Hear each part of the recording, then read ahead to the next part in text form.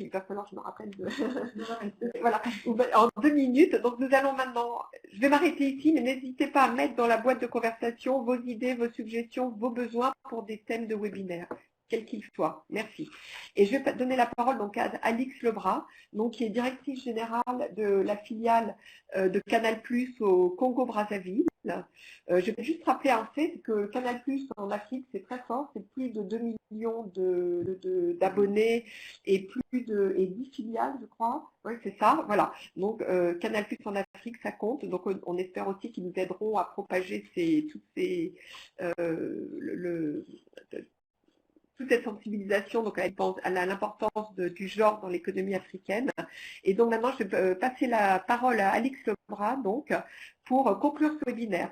Alix, donc la parole est à vous. Merci à tous et merci à Alix. Merci beaucoup, Joëlle. Bonjour à tous, à toutes. Je suis assez honorée d'avoir la chance de conclure ce webinaire parce que le sujet me paraît particulièrement crucial. Et moi, j'ai la chance de vivre en Afrique depuis près de 3 ans, au Congo-Brazza. Et je constate effectivement que c'est une problématique, la problématique de l'égalité femmes-hommes, c'est une problématique qui est vraiment cruciale dans le développement économique de tous les pays que j'ai eu la chance aussi de visiter, dans lesquels j'ai travaillé pour le groupe Canal. Alors, moi, je ne suis pas une professionnelle sur cette question-là, mais c'est une question qui me tient particulièrement à cœur, l'intégration des femmes, la mise en avant des talents féminins.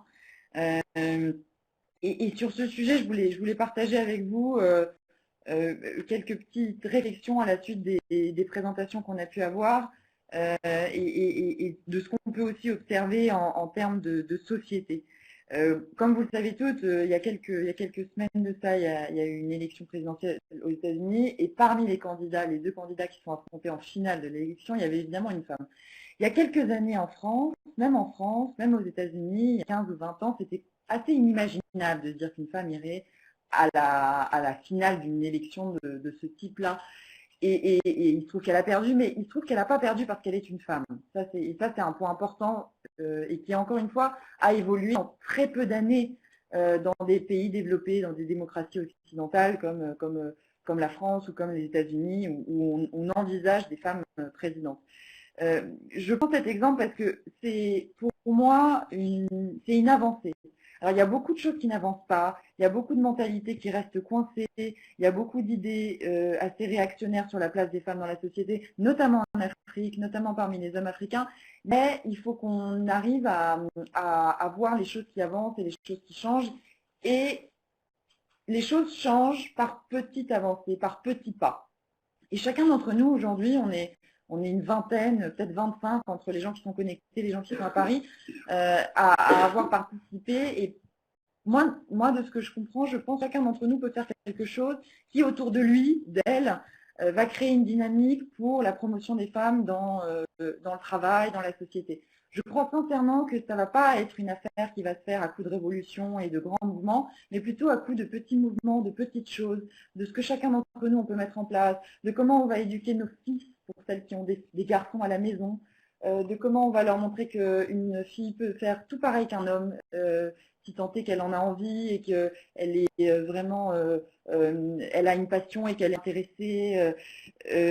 Chacun des talents va nous aider à faire ça. Et le petit réseau qui aujourd'hui est limité, disons 20-25 personnes qui aujourd'hui se créent, va pouvoir faire des choses va pouvoir faire des petites choses autour de soi qui vont créer un réseau plus grand et qui petit à petit va créer une dynamique encore plus forte. Donc ça, je pense que c'est vraiment important que chacun d'entre nous prenne ça à cœur et fasse des petites actions autour de lui, autour d'elle, qui peut vraiment faire avancer des choses. Il y a une autre chose que je voulais partager avec vous qui est du vécu et qui est quelque chose… Moi, je suis une femme qui travaille, il n'y a pas beaucoup de femmes directeurs générales d'entreprise en Afrique et donc je me confronte souvent à cette question-là, une femme jeune, pourquoi, comment… il y a beaucoup autour de nous des gens qui vont nous poser des questions, s'interroger, pas comprendre pourquoi on a envie d'avoir une carrière et tout ça. Mais ce que j'ai pu remarquer moi, en tout cas dans mon expérience et parmi les femmes que je connais autour de moi, c'est qu'on a un plus grand ennemi, c'est pas celui qui est en face et qui nous dit mais pourquoi tu fais ça? Souvent c'est la petite voix qu'on a à l'intérieur de la tête et qui nous dit t'es pas capable de faire ça, ou le job est trop gros pour toi, pourquoi tu vas demander une augmente, tu ne mérites pas une augmente, ou est-ce que c'est mieux d'élever des enfants et de rester à la maison? Cette petite voix-là, il faut l'écouter, elle est là, donc il faut l'entendre, il faut l'écouter, mais il faut arriver à lui montrer que non, parce qu'on est une femme, on peut faire autre chose, on peut avoir un gros job, on peut aller réclamer une augmentation si on pense que c'est légitime, on peut monter sa boîte si on a envie de monter sa boîte et qu'on a une bonne idée. Il faut arriver à peut-être apprivoiser cette petite voix, parce que pour moi, c'est elle notre plus grande ennemie, c'est pas forcément les hommes qui nous bloquent, souvent c'est nous-mêmes qui nous auto-limitons. Ça nous arrive de s'auto-limiter et ça, c'est quelque chose qu'il faut arriver à combattre. Et puis, je vais terminer sur un dernier point. Dans les questions qui nous avaient été transmises par les femmes qui voulaient participer au webinaire, il y avait pas mal de questions sur l'articulation entre la vie privée et la vie professionnelle, entre la carrière et la vie de famille, dans des sociétés, souvent, c'est vrai, en Afrique, où c'est une question qui est souvent réglée en disant la maman, elle s'occupe des enfants et puis basta ça. Encore une fois, là-dessus, je pense que beaucoup de choses sont en train de changer aujourd'hui. Je pense que c'est à nous toutes de nous dire qu'on peut faire autre chose. Je pense que c'est aussi avec des exemples incarnés comme on en a eu aujourd'hui avec les deux intervenantes qu'on a eues, que ça nous donne des idées. Et je pense qu'il faut arrêter de dire que c'est impossible d'être une femme qui a un job et d'avoir des enfants et de vivre une vie de famille épanouie. Ça n'est pas vrai. On a plein d'exemples qui nous montrent le contraire. On ne vous demande pas de choisir entre les deux. Soit tu fais une carrière, soit tu fais des enfants. On vous dit que c'est possible, à mon sens, d'organiser les deux et d'être heureuse dans les deux. Et je pense que c'est vraiment un enjeu qui est important, notamment en Afrique. Le but n'est pas, enfin de ce que je comprends, que les femmes africaines abandonnent la famille pour monter des carrières. Le but est qu'elles puissent s'organiser de sorte de faire les deux et de mener les deux de front et de manière épanouissante. Voilà.